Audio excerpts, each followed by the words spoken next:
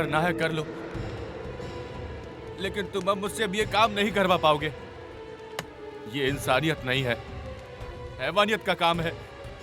तुम लोग मानव नहीं, दानव हो। दानव हो तुम।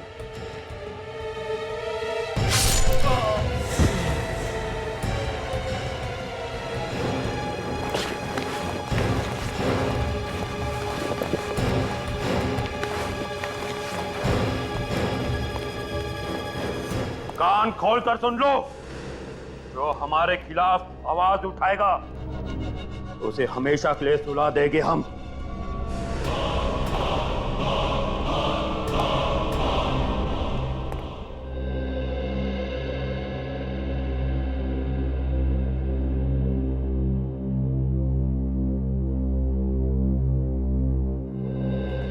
इतना क्या मेकअप करती हो रिया? कुछ देर और अगर मेकअप कर लेती ना तो आज रेस्टोरेंट बंद हो जाता। ओह कम ऑन जगत, लड़कियां बिना खाने के रह सकती हैं, पर बिना मेकअप के नहीं। एनीवेज तुम नहीं समझोगे ये सब। अच्छा तुम मेनू देखो, मैं प्लेट लेता हूँ। ओके।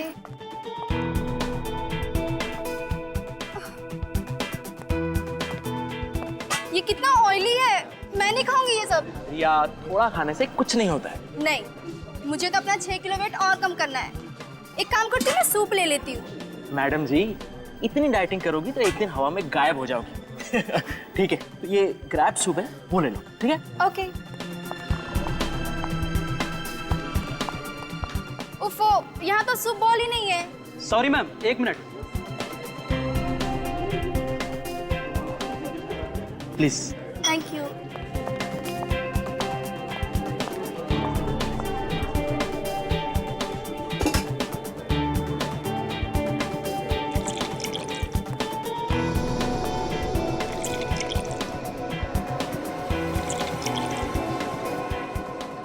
हो गया रिया?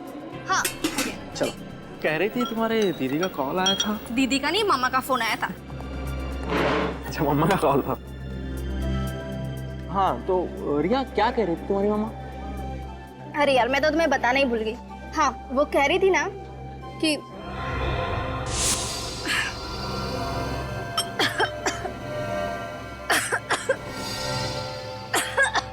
क्या हुआ रिया? कैसा तो लगता क्या हुआ रिया? क्या हो क्या रहा? रिया संभालो अपने आप को। रिया रिया रिया रिया खाना गले में तो नहीं अटक गया? क्रैब सूप पी रही थी। रिया मुझे पानी खिलाओ ना उसे।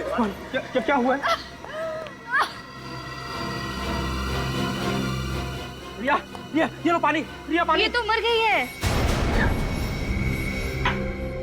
रिया रिया उठो। रिया रिया रिया रिया उठो। रिया रिया कौन है इस होटल का मैनेजर? सर मैं हूँ मैनेजर। तुम इस होटल के मैनेजर हो? क्या मिलाया था तुमने सूप में? सर हमने सूप में कुछ नहीं मिलाया था सर। तुम जाकर बावर्ची को बुला कर लाओ जल्दी। बावर्ची को बुलाने की जरूरत नहीं है, अब तो सीआईडी आएगी।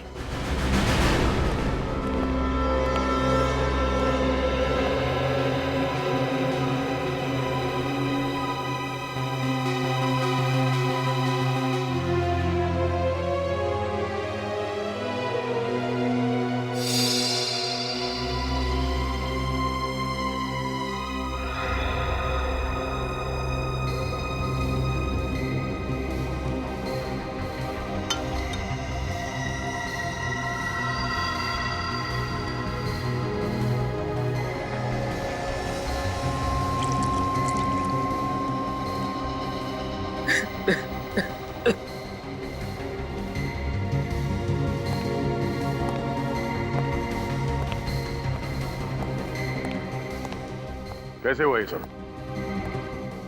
सर मैं और रिया इस डाइनिंग हॉल में जब दाखिल हुए तब तक रिया बिल्कुल ठीक थी सर। जैसे ही उसने ये सूप पिया और कुछ ही पलों में उसे बेचैनी होने लगी और ये सब कुछ हो गया। रिया को इससे पहले भी ऐसा कभी कुछ हुआ था? नहीं सर। कोई पुरानी बीमारी? नहीं सर, रिया बिल्कुल तंदुरुस्त थी सर। वो तो सर इन लोगों ने उस सूप में जहर मिलाया और मेरी बीवी को मार डाला सर। कमाल करते हैं आप।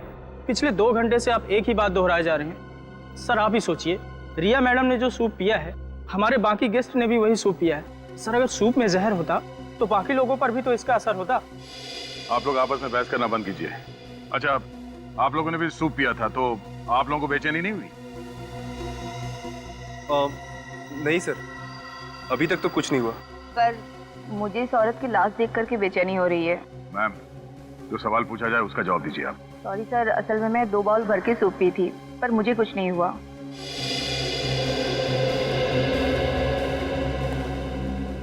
हाँ पूर्वी, कुछ पता चला? सर पूरी बॉडी अच्छी तरह से चेक कर, बॉडी में जहर का कोई सिम्टम नहीं है सर। कोई सिम्टम नहीं है? कुछ समझ में नहीं आ रहा। इन लोगों ने भी वही सूप पी और इन्हें कुछ नहीं हुआ, सब नॉर्मल है। तो अब क्या करें सर, डेड बॉडी को फोरेंसिक भेज दूं? तो जिसने ये सूप बनाया उससे मिलते हैं। इस होटल का रसोई घर चेक करते हैं। सर आप यकीन करिए, सूप में जहर बिल्कुल नहीं था। रिया मैडम की मौत एक हादसा है। सर अगर आप चाहें तो मैं और मेरा पूरा स्टाफ आपके सामने सूप पीकर दिखाते हैं।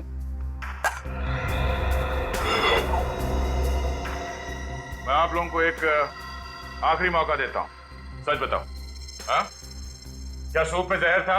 नहीं साहब, सूप में जहर नहीं था। सर, सूप मैंने ही बनाया था सर। जब से ये रिसोर्ट शुरू हुआ है तब से मैं यहाँ काम कर रहा हूँ सर। कभी भी किसी भी गेस्ट के साथ ऐसा हादसा नहीं हुआ सर। फिर मैं किसी गेस्ट को क्यों मारूंगा सर? सर अंदर कोई जहरीली चीज नहीं मिली। आप सब लोग एक बात कान खोल के सुन लो। अगर आप में से किसी ने भी कोई चालाकी की, किसी भी चीज को हिलाने की या मिटाने की कोशिश की, तो माफी मांगने के लायक नहीं रहोगे, समझे?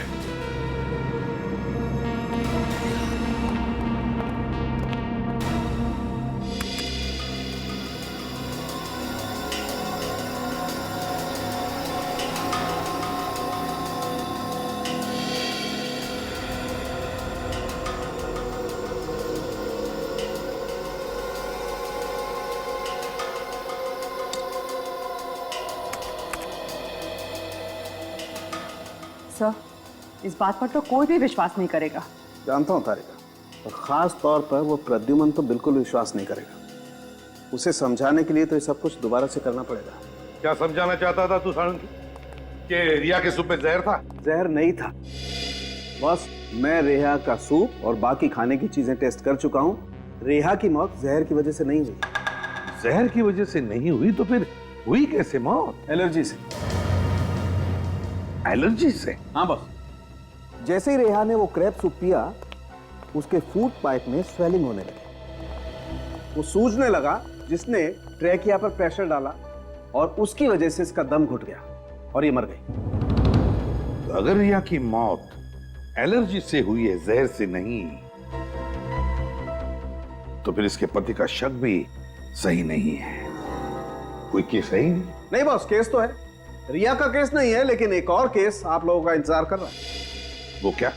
तो होटल में से जो प्लेट, चम्मच और बोल आप लोग लाए थे, उसमें से एक अजीब बात पता चली है। अजीब बात मतलब? बताता हूं, आइए।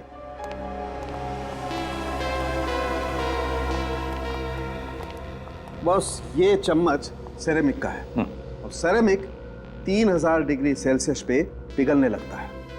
अब मैं इसे हाई टेम्परेचर बीम पर तोड़ता हूं। लेकिन सर आप इसे तोड़ना क्यों चाहते हैं? क्योंकि ये ऊपर से सेरेमिक का है, इसके अंदर कुछ और है।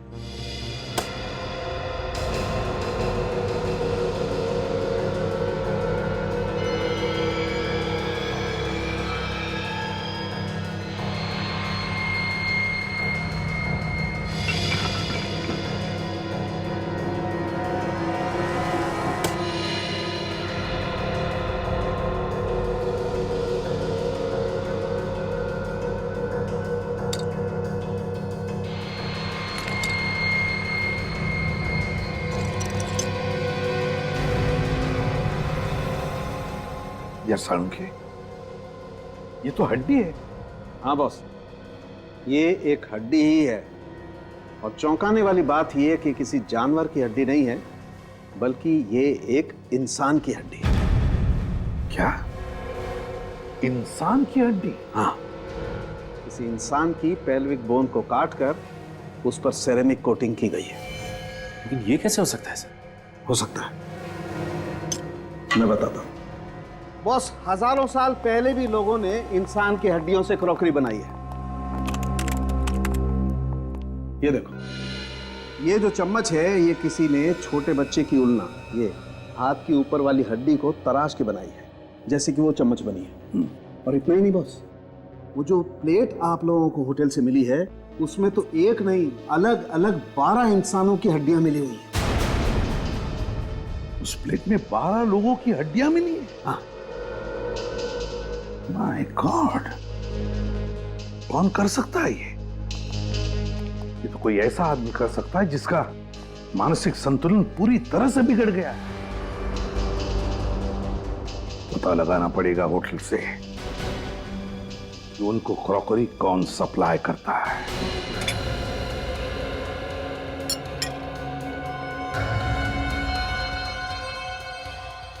क्या सर, ये क्या बोल रहे हैं? इंसानों की हड्डियों से बने हुए बर्तन? हाँ, और ये सारे बर्तन हम ले जा रहे हैं ताकि चेक करके देख सके ये भी वैसे ही इंसानों की हड्डियों से बने हैं या नहीं। और अगर सब के सब जेल की हवा नहीं खाना चाहते हो तो जल्दी से बताओ, ये इंसानी हड्डियों से बनी क्रॉकरी इस रिसोर्ट में कहां से आई है? सर हम तो बावर्ची हैं, सामान खरीदने और पसंद करने की जिम्मेदारी तो मैनेजर साहब की है। नहीं सर, मैंने ये क्रॉकरी बिल्कुल पसंद नहीं की सर। सर आज एक सेल्समैन आया था सर, उसने ये सैंपल के तौर पर दिया। सर महंगाई कितनी बढ़ गई है, इतने बड़े रेस्टोरेंट में भी क्रॉकरी का बजट नहीं है, सैंपल से काम चला रहे हैं। ये सैंपल की क्या कहानी है? हाँ सर, आज सुबह एक सेल्समैन आया था, उसने ये सैंपल दिखाते हुए कहा कि अगर ये क्रॉकरी सबको पसंद आ जाए तो इसे होलसेल में ऑर्डर कर देना। कुछ बताया उसने? किस कंपनी से आया था वो? हाँ, मैंने उससे कंपनी का नाम पूछा था तो उसने बताया कि उसके बॉस की कोई बहुत बड़ी कंपनी नहीं है, वो लोग कुछ हस्तकला का उनका छोटा मोटा कारोबार है। अगर उसे होलसेल में ऑर्डर की उम्मीद थी तो उसने अपना नाम, पता या फोन नंबर तो दिया ही होगा ना? हाँ सर, उसने अपना नाम धवल बताया था सर, और नंबर भी दिया है। सेल्समैन धवल।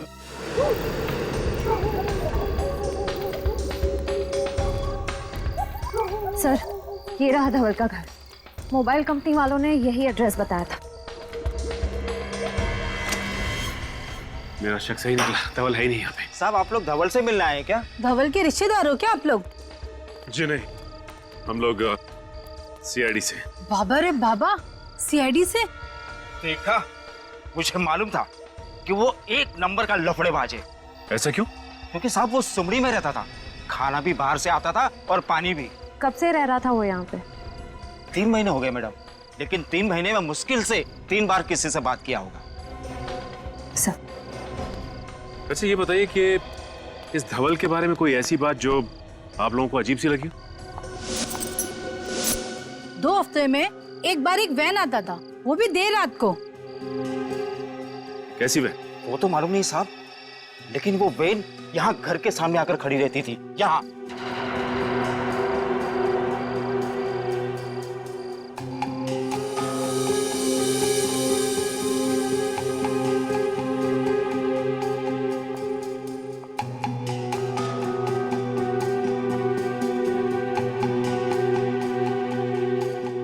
धवल और दूसरा आदमी उसमें से बड़ा बड़ा कार्टून निकाल के घर के अंदर ले जाता था। ठीक है, अगर आप लोगों की जरूरत पड़ेगी तो हम बुलाएंगे, आप लोग यहीं रुकिए। जी। क्या हो श्रेया, कुछ मिला क्या? सर ये देखिए, शायद धवल की फोटो है ये। धवल की फोटो? इस फोटो को देखिए, क्या यही धवल है? हाँ साहब, यही धवल है।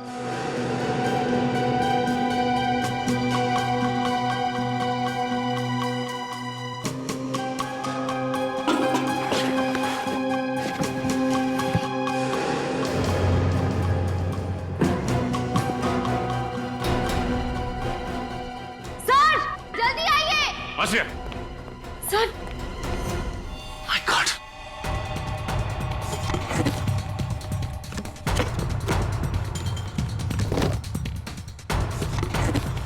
Oh no! इतने सारे कंकाल। लेकिन सर, धवल ने इन लोगों का खून किया, किसी को पता कैसे नहीं चला? ये लोग चीखे तो होंगे, बदबू तो आई होगी। नहीं श्रेया, इन्हें यहां नहीं मारा गया है, बल्कि इन्हें बाहर मारा गया है और इनकी हड्डियों को लाया गया है कार्टन्स में। लेकिन सवाल ये उठता है कि ये लोग थे कौन जो मारे गए? और धवल ने इन्हें मारा कहाँ है? सर, एसीपी सर ने कहा है कि सारी क्रॉकरी की दुकानें चेक करो, पर कहीं कुछ पता ही नहीं चल रहा है। श्रेया, मुझे पूरा यकीन है कि ये क्रॉकरीज इन्होंने होटल में दी है तो किसी न किसी दुकान में भी जरूर दी होगी। ध्यान से देखते रहो। सर ये भी क्रॉकरी की दुकान ही लग रही है। चलो चल के देखते हैं। भाई साहब, हम लोग सीआईडी से। सीआईडी? जी हाँ, सीआईडी। अच्छा, ये बताइए कि इस तरह की क्रॉकरी कौन बनाता है और कहाँ बनाई जाती है? सर ये देखिए, इस प्लेट पर भी बिल्कुल वैसी ही डिजाइन बनी हुई है। इस दुकान का मालिक कौन है? हम दोनों सर। मेरा नाम मानिक और ये मेरा भतीजा सागर है। आप लोग हमारी दुकान पर क्यों आए? क्रॉकरी बेचना कोई गुनाह है क्या? क्रॉकरी बेचना तो गुनाह नहीं है, लेकिन इस तरह की क्रॉकरी बेचना गुनाह जरूर है। ये बताइए, इसे सप्लाई कौन करता है आपको? सर, ये कोई बड़ी फैक्ट्री का माल तो है नहीं। बाकी और क्रॉकरीज की तरह इस पर किसी कंपनी का नाम नहीं है। सेल्समैन आते हैं और सैंपल के तौर पर ये सेट यहाँ छोड़ जाते हैं। बाकी उनका माल बिकता है तो ये रोकड़ा हम उनको देते हैं। और ये माल लगातार नहीं मिलता, 2-3 महीने में एक ही बार आता है। और हाँ, हर बार सेल्समैन भी अलग अलग होते हैं। इसे पहचानते हैं आप लोग? हाँ, अरे ये तो वही सेल्समैन है ना जो पिछले 2-3 महीनों से ये माल सैंपल के तौर पर हमें देखा जाता था। क्या नाम था इसका? धवल। और आजकल फरार रही है।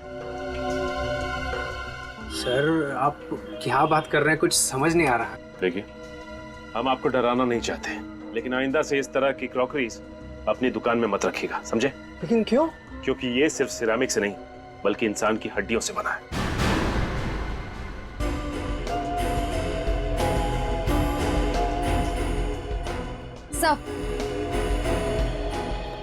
सर ये देखिए, वैसी ही प्लेट है और वैसा ही बोल है। रिपेयर और रीपेंट करने के लिए पीछे रखा हुआ था।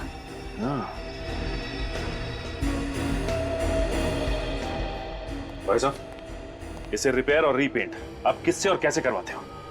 सर, वो धवल वही ऐसे खराब पीसेस को खुद आकर वापस ले जाता है और वर्कशॉप में रिपेयर करवाता है। श्रेया, एक बार ये पता चल जाए कि ये कारीगर हैं कौन, तो सप्लायर कौन है ये खुद ब खुद पता चल जाएगा। सर, धवल के घर से जो खोपड़ियां मिली हैं उसके जरिए डॉक्टर साळुंके ने अब तक 15 लोगों के चेहरे बनाए हैं।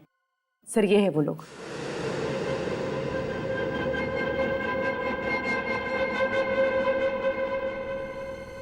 सर, ये सारे लोग लावारिस हैं और इनका कोई भी रिकॉर्ड हमारे पास नहीं। ढोल कहाँ रहता था? सर, दहीसर के पास किसी रजाना गांव में। दहीसर के पास किसी रजाना गांव में? इस रजाना गांव के पास तो कोई मुर्दाघर है, और ये जो कोई भी ये सब कर रहा है तो जरूर कहीं ज्यादा दूर नहीं जाएगा लाशों के लिए। रजाना गांव के पास के मुर्दाघर से ही लाशें उठाई होंगी उसने। पता लगाओ इस मुर्दाघर से। उस समय से मुझे ऐसा लग रहा था कि मुर्दाघर से कुछ लाशें कम हुई है, लेकिन जब आपने कंकाल की मदद से बने हुए चेहरे दिखाए तब मुझे यकीन हुआ। आप यहाँ के एडमिनिस्ट्रेटर हैं, आपके नाक के नीचे लाशें गायब हो रही हैं, आपको पता नहीं चल रहा है? मुझे अपने स्टाफ पर जरूरत से ज्यादा विश्वास था। गलती मेरी है सर। ये में देख के भाग क्यों गया? पता नहीं। हमारे बारे में से कुछ बताया था क्या? सिर्फ इतना है कि सीआईडी घायल लाशों की इंक्वायरी कर रही है। दरवाजा खोलो। देखो, तुम बच के जा नहीं सकते, खोलो दरवाजा।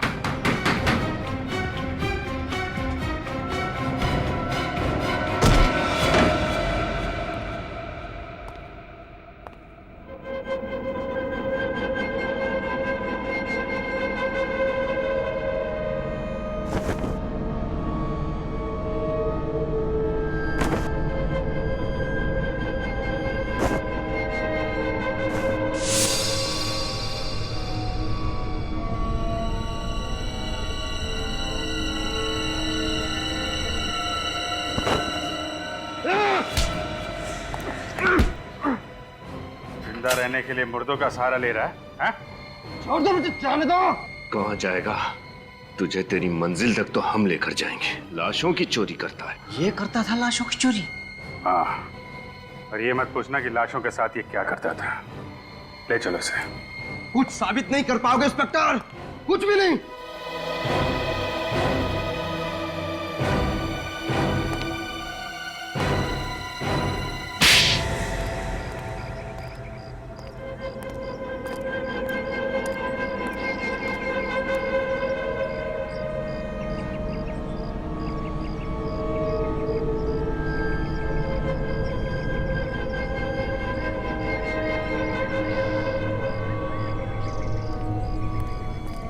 श्रेया, तुम्हें पूरा यकीन है कि यही वो जगह है? हाँ सर, हमारे खबरी ने इसी जगह के बारे में बताया था जहाँ पर क्रॉकरी पर हैंड पेंटिंग करने वाले कारीगर काम करते हैं। सर उसने तो ये भी बताया था कि इनमें से कुछ कारीगर रात में कभी कभी गायब हो जाते हैं।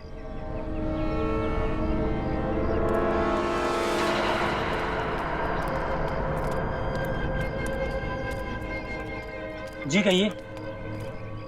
हमें क्रॉकरी पे देखिए मैम, हम क्रॉकरी नहीं बेचते, आपको शायद कुछ गलतफहमी हुई मैम। हम लोग तो बस यहाँ के कारीगर हैं और इसमें पेंटिंग करते हैं। हमें भी ऐसे कारीगर की तलाश है जो इस तरह की पेंटिंग कर सके। ये देखिए,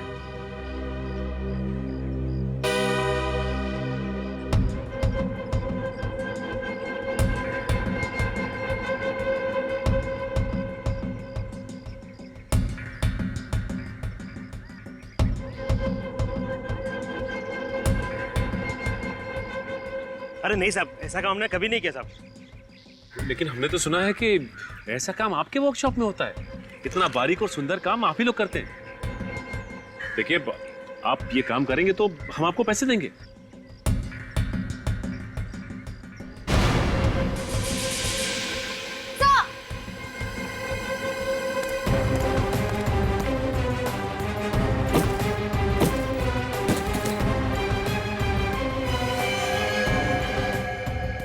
ये तो मर चुका है। रुक जाओ, गोली मार दूंगा मैं।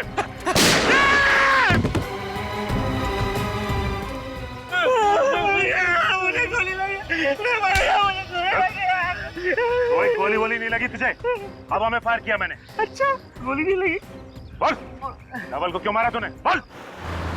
सर 5 घंटे से गाड़ी में बैठे हुए हैं sir. Ceramic crockery, ceramic flower vase, ceramic show piece, ऐसी छोटी मोटी फैक्ट्रीज और वर्कशॉप में जा जाके हम लोग ने पूछताछ कर ली सर, कुछ नहीं मिला सर, और कुछ भी नहीं मिलेगा सर। तुम तो ऐसे बात कर रहे हो जैसे हम सीआईडी में सीआईडी वालों की मदद करने के लिए आए हैं। काम को लेकर इतना सीरियस होने की जरूरत नहीं। सर एसीपी सर को क्या जवाब देंगे? अरे भोले राजा, जवाब क्या देना है? कह देंगे सर मेहनत तो पूरी की थी लेकिन नतीजा टाइम पे। सर अगर ऐसी बात तो हम लोग गाड़ी में इतना लंबा क्यों आए सर? हम गए नहीं गए किसी को पता भी नहीं चलता था, क्योंकि ये फैक्ट्री और वर्कशॉप की लिस्ट सिर्फ हमारे पास है, ब्यूरो में किसी भी कॉप के पास नहीं है। थोड़ा नाटक, थोड़ी नौटंकी करनी पड़ती। देख, हमारे यहाँ आने का फायदा क्या है कि अगर सीआईडी के पुराने वफादार ऑफिसर्स में से किसी ने भी हमारे फोन को ट्रैक करके उसे क्रॉस चेक किया तो कम से कम ये तो पता लगेगा कि हम लोग यहाँ आए थे। कितने स्मार्ट है सर आप। कोई नया डायलॉग बोल। अच्छा, एक फैक्ट्री है ये 1978 से बंद पड़ी हुई है, वहाँ मिट्टी के बर्तन बनते थे, चल के वो भी देख लेते हैं।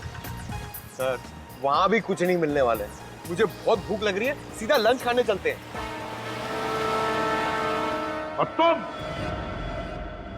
मुर्दाघर में लाशों की हिफाजत करने के बजाय उनका सौदा करते थे, हाँ या ना? हाँ सब किया था, लेकिन मैं तो सिर्फ लावारिस लाशों का ही सौदा किया करता था साहब, बस लावारिस लाशों का ही। धवल क्या करता था? क्या करता था वो लाशों की हड्डियों के साथ?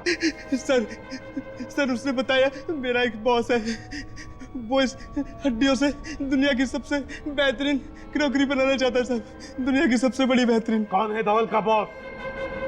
कौन है वो बॉस? बताओ। नहीं पता साहब, नहीं पता, बाकी सब मुझे कुछ नहीं पता साहब, मुझे कुछ नहीं पता साहब, मुझे छोड़ दो। ले जाओ इसे, ले जाओ इसे सचिन। आ जाओ। और तुम दोनों धवल का खून क्यों किया? हमने खून नहीं किया साहब, हमने कुछ नहीं किया साहब, हमने कुछ नहीं किया तो फिर भाग्य क्यों मारा?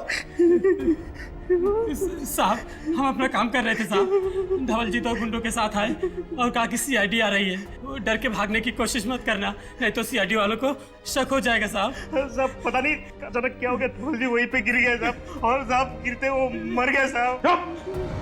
बताओ, तुम्हें मालूम था ना कि वो क्रॉकरी इंसानी हड्डियों से बनती थी? हाँ साहब, हम गरीब आदमी है साहब, हमें क्रॉकरी पेंट करने का 20,000 रुपया मिलता था साहब।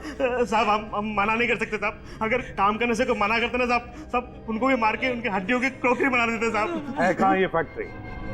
कहाँ है फैक्ट्री, बताओ जल्दी। साहब गुंडे हमारी आंखों में पट्टी बांध कर ले जाते थे साहब। हम नहीं जानते साहब। आंखों पर पट्टी बांधते थे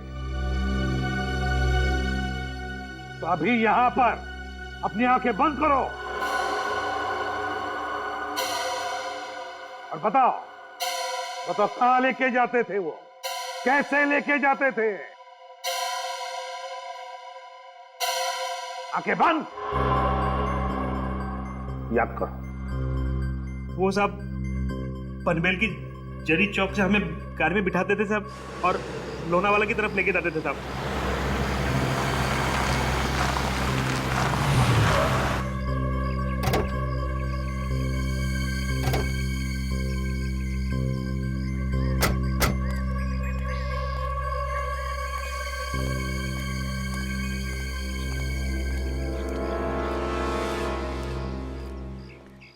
सर दिखने में तो कितनी बड़ी फैक्ट्री लग रही है ना।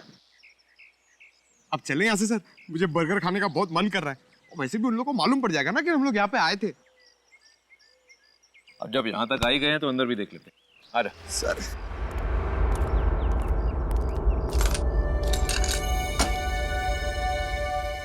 ये फैक्ट्री 1978 से बंद पड़ी है, फिर ये ताला नया कैसे?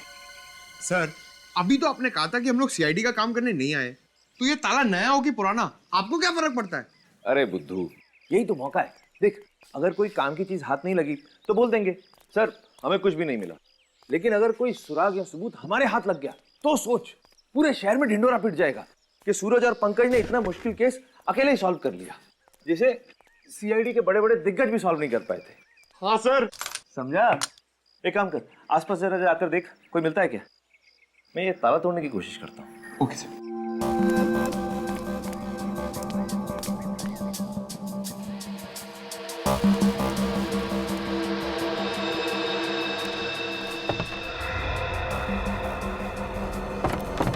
सर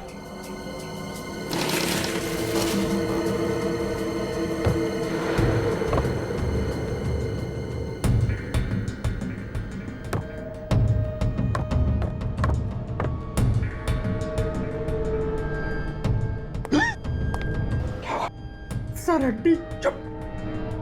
सर मैं कह रहा हूं अभी भी वक्त है, दया सर और अभिजीत सर को बुला लीजिए। ये जगह बहुत डरावनी सर, मुझे बहुत डर लग रहा है। चुप। ऐसी छोटी मोटी तहकीकात के लिए उन्हें बुलाने की क्या जरूरत है? खुद कुछ नहीं करेंगे क्या? चुपचाप मेरे पीछे आओ, देखिए इस कमरे में है क्या।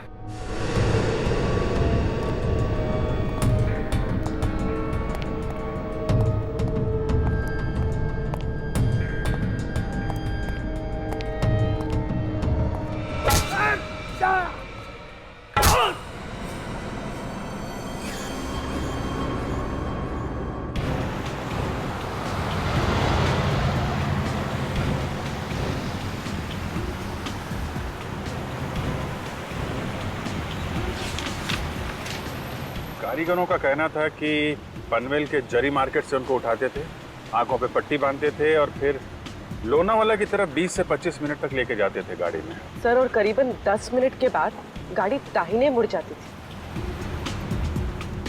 6-7 मिनट तो हो गए हैं लोनावाला की तरफ।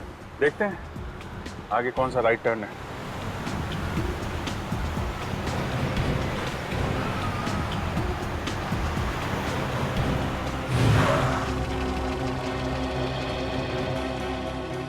चिरंगी लेन, चिरंगी लेन, यही हो सकता है। इधर ले लो।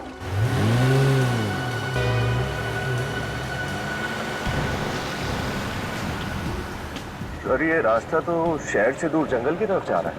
सर उम्मीद है कि उन कारीगरों का अंदाजा सही होगा। पूर्वी 6 महीने से लगातार उन लोगों को इसी रास्ते पे लेके जा रहे हैं। उनका अंदाजा गलत नहीं होगा कि सूरज और पंकज का भी मोबाइल आखिरी बार यहीं पे ट्रैक किया गया था। इधर ही चलो।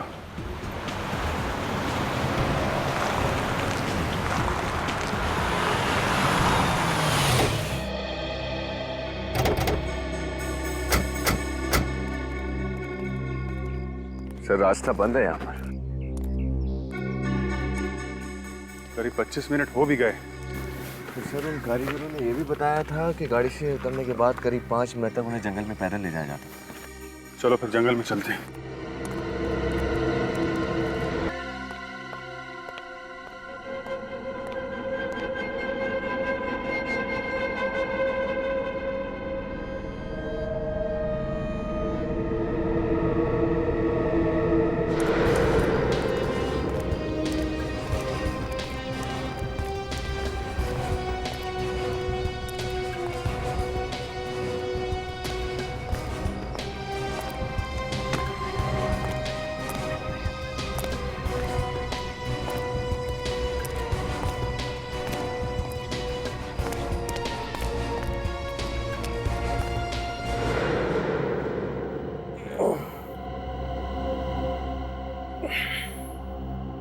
पंकज, पंकज,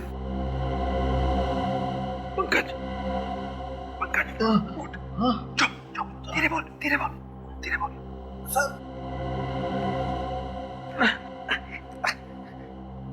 सर मैंने आपसे कहा था ना दया सर और अभिजीत सर को बुला लेते, लेकिन आप मेरी बात सुनते ही नहीं। चुप कर, हर वक्त रोता रहता है। अरे रोग आती तो क्या करूंगा सर, ये वही नरक है जहाँ पर इंसान की हड्डियों के साथ ये लोग सिरामिड की प्लेट्स और सूप बोल्स बनाते हैं सर। सर मैं आपके हड्डियों के प्लेट और सूप बोल्स बनते हुए नहीं देख सकता हूँ सर। अरे कुछ नहीं होगा हमें। सर कैसे कुछ नहीं होगा? सीआईडी की टीम को पता भी नहीं कि हम लोग कहाँ पर हैं और हमारे पास बंदूकें भी नहीं है। तो क्या होगा? भूल गया सीआईडी की ट्रेनिंग? हम सीआईडी वालों को बंदूक नहीं, हाथों से लड़ना भी सिखाया जाता है। और आज हम सिर्फ सीआईडी की इज्जत के लिए नहीं, अपनी जान के लिए भी लड़ेंगे। अभी सुन, ये मेरी पतलून को थोड़ा सा ऊपर कर। हाँ? पतलून को ऊपर कर। अरे पकड़ना इधर। और ये मोजे में से ये स्ट्रैप, हाँ, ये स्ट्रैप को पकड़। हाँ, मेरा सर। हाँ, चल ठीक है। हाथ में आ गया सर। अब देख क्या रहा है, काटना रस्सी। सर आप कितने स्मार्ट है सर। पुराना डायलॉग।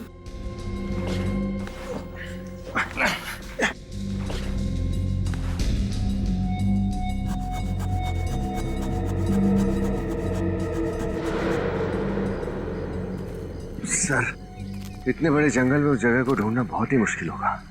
याद है उन कारीगरों ने कहा था ना कि जंगल में कुछ दूर चलने के बाद उनके शरीर पे पानी के छींटे पड़ते थे। सर यहाँ ना तो कोई नदी है ना ही कोई झरना। कुछ ना कुछ तो होना चाहिए। सर कहीं ऐसे तो नहीं कहीं कोई पानी का पाइप वाइप फट गया हो सकता है, ढूंढो।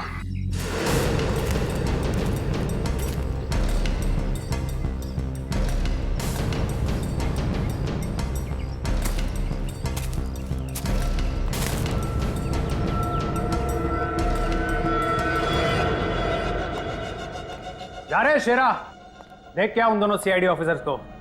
अब तक तो होश आ गया होगा, कब से तड़प रहा हूं उन दोनों से मिलने को।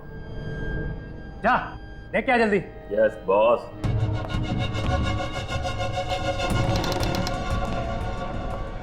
चल।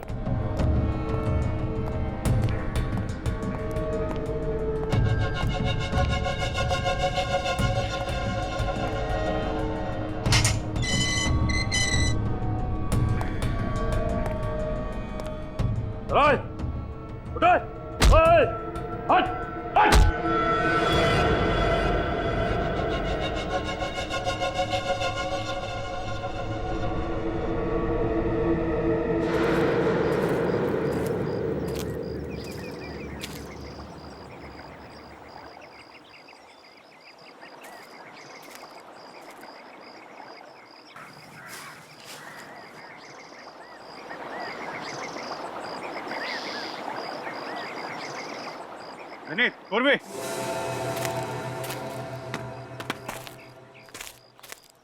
यहाँ अंदर पानी का पाइप जा रहा है।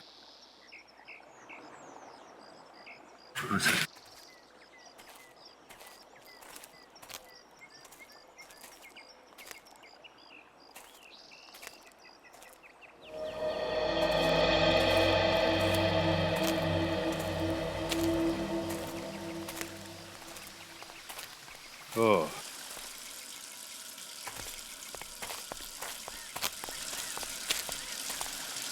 यहाँ पे पानी की पाइप फटी हुई है। तो लगता तो हम सही जगह आ गए। सही करो विनीत, यहीं कहीं आसपास होगी वो जगह। तो ये है वो जगह जहाँ पे सूरज और पंकज को कैद करके रखा है। चल चल फटाफट।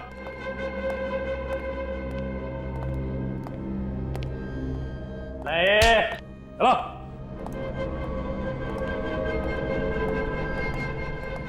चल चल अंदर चल।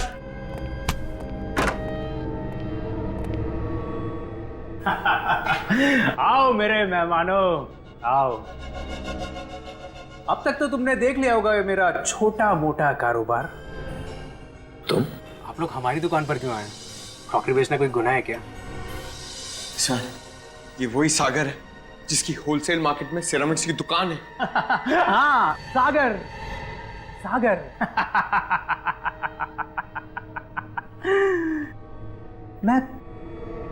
मैं प्यार का सागर हूं, दया और मानवता का सागर।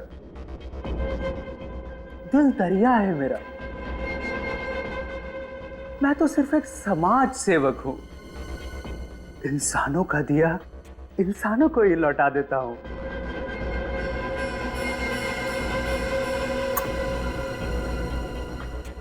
इंसानों की हड्डियां मिट्टी में क्यों मिले? इन हड्डियों से बर्तन क्यों ना बनाए जाएं? हैं?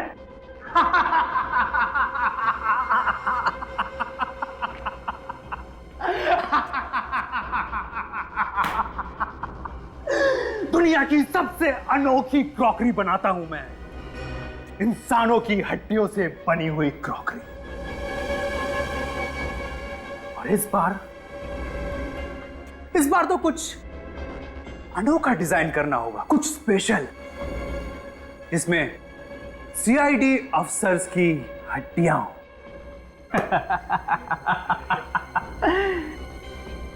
और उस रेंज का मैं अनोखा नाम रखूंगा। हाँ, सीआईडी स्पेशल रेंज। सब कुछ बिक जाएगा, सब कुछ बिक जाएगा। चुप! ये तो ठीक नहीं कर रहा है सागर। तुझे अंदाजा नहीं है कि हम सीआईडी वाले क्या कर सकते हैं। सीआईडी वाले नहीं, करूंगा अब मैं। शेरा, लेके जाए इन दोनों को और जिंदा तेजाब में डाल दे। कुछ ही देर में दोनों तड़प तड़प के मर जाएंगे। उसके बाद इन दोनों की हड्डियों से बनेगी सीआईडी स्पेशल क्रॉकरी।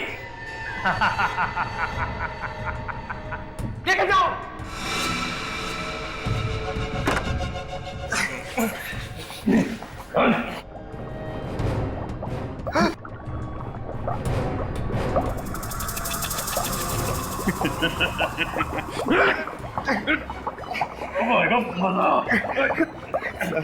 और बर्दाश्त नहीं हो रहा सर।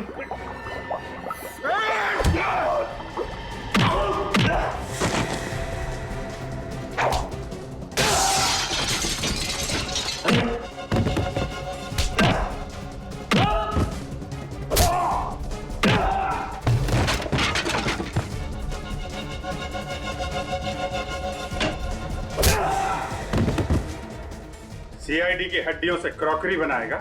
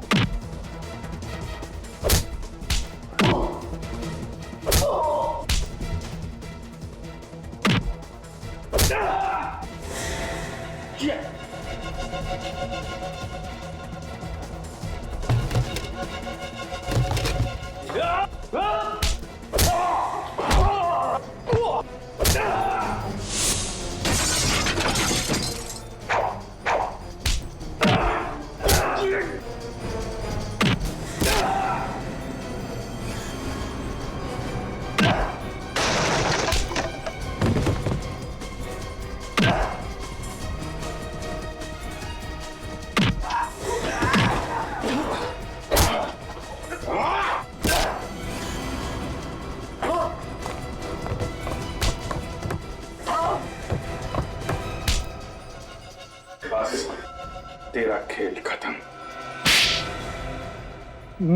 मैंने कोई जुर्म नहीं किया, मैंने कोई जुर्म नहीं किया। ये तो एक कला है, कला। इंसानी हड्डियों से बर्तन बनाना ये कला है। बर्तन बनाना कोई जुर्म थोड़ी है। मैं तो मुर्दा घर से सिर्फ उन्हीं लाशों को खरीदता था जो लावारिस होती थी, क्योंकि मैं नहीं चाहता था कि उन लाशों की हड्डियां जमीन में गलकर मिट्टी बन जाए। जब तुम्हारा काम मुर्दों की हड्डियों से चल रहा था तो फिर मासूम लोगों की जानें क्यों ली? जो भी मेरे रास्ते में आया, जिसने भी मेरे कारोबार में दखल देने की कोशिश की, मैंने उसकी जान ली। सबसे पहले तो मैं उन कारीगरों को मारता था जो मेरा काम करने से मना करते थे, और फिर उसके बाद में उनकी हड्डियों से बर्तन बनाता था। और धवल धवल को क्यों मारा तुमने? धवल धवल धवल मेरा बहुत चहीता था, दाहिना हाथ था मेरा। लेकिन क्या करें, आप लोगों ने उसको पहचान लिया और धंधे की वजह से मुझे उसको मारना पड़ा। अब आज के बाद अपनी खुद की हड्डियों के अलावा और किसी की भी हड्डियों को महसूस नहीं कर पाओगे। मेरी हड्डियां मरने के बाद मैं अपनी हड्डियों से भी बर्तन बनाऊंगा। इस तपस्या को कोई भंग नहीं कर सकता। इसकी दिमागी हालत ठीक नहीं कोई है, भंग नहीं कर सकता। साइकेट्रिक ट्रीटमेंट की जरूरत है इसे। फिर अदालत ही तय करेगी इसे क्या सजा देनी है। ले जाओ इसे।